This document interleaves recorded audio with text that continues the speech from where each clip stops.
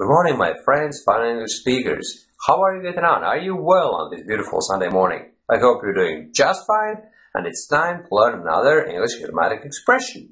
You have to repeat it, memorize it, and use it in your daily conversations and your self-practice sessions, obviously. And today's phrase is to pull it off.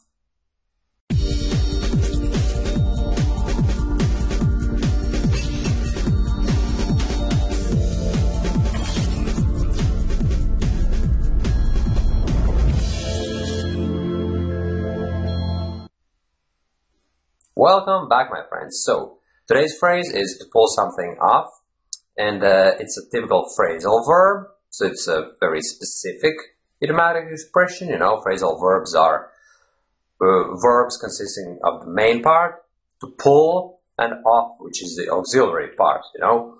And this particular phrasal verb, to pull it off, means to manage to do something. And to pull off can be used also quite literally. If I were to pull this hoodie off, I could describe it as pulling off as well. You know, that'd be that process, you know, to pull something off. But when speaking figuratively, to pull something off means to manage to do something. And the typical context would be, how did you manage to pull it off when you're surprised about something that has been done by your friend or by someone, and then you ask them the question, wow, I'm truly astonished, I'm amazed. How did you manage to pull it off?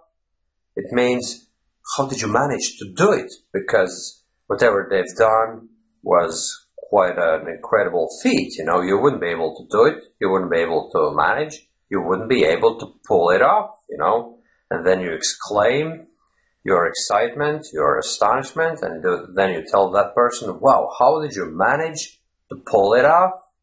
And let's think of another example, have another sample sentence. Say, for instance, you're having a discussion with your friend in your work, you know, in a coffee break, and you're discussing a third party. Basically, you're gossiping, which is a pretty common thing. Let's admit, friends, we all gossip to a greater or smaller degree, but we all are involved in some gossiping, if not on a daily, then on a weekly basis. We definitely talk about someone else, right, while they're not present. And let's say, for argument's sake, someone has gotten a raise in your company, you know, and obviously money matters are quite confident in any company, because they will always tell you not to disclose your salary with anyone else, you know. And it's quite a funny situation, because people working in a team normally would know what their salary is, yet they're not allowed to share those details with other colleagues, which is a ridiculous thing, you know, to be honest with you. This is, for instance, my wage slip. I receive these thingies every Friday. I can't, in theory or in practice, I can't just open it and share my pay details with my colleagues, because it's like a confidential thing, you know, only between me and my company.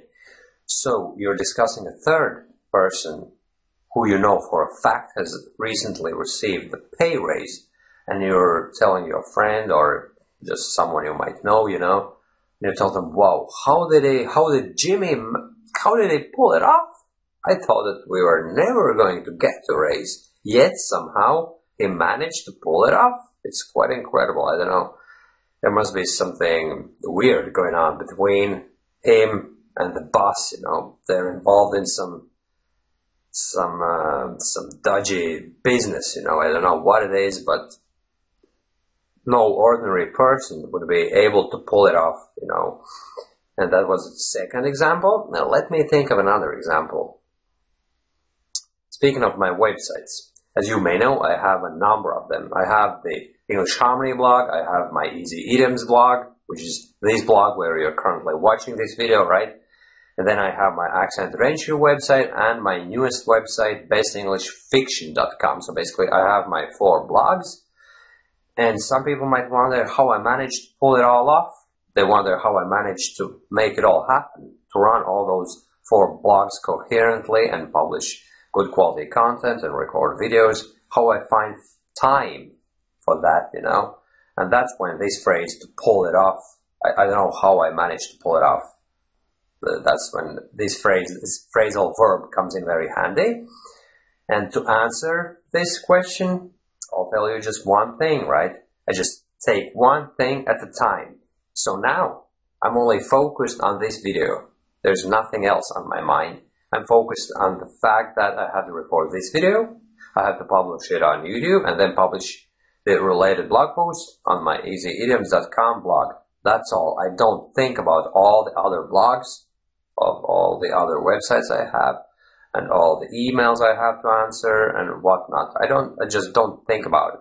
I have a to-do list, and as I complete one item, I just mark it off the list, and then I focus on to the next one. So basically, one step at a time is my answer. That's how you get things done without getting overwhelmed, you know. So that's about it, my friends. Today's phrase was phrasal verb, to be more specific. Today's phrasal verb was to pull something off, and I hope that you're going to use it in your practice sessions, and I hope you're going to add it on to your active vocabulary so that you can use it in real life conversations. Okay, my friends, thanks for watching, and see you soon again.